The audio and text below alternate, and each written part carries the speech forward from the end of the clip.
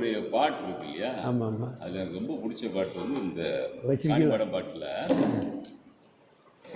அது எனக்கு ரொம்ப பிடிக்கும்.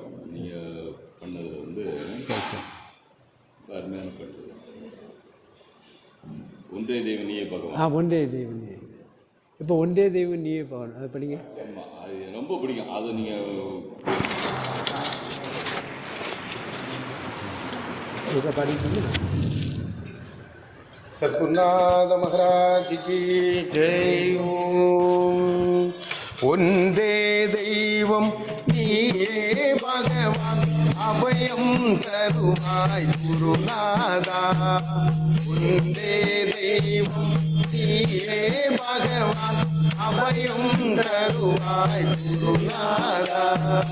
ஜோதி ராமா சூரகுமாரா ஜெய குரு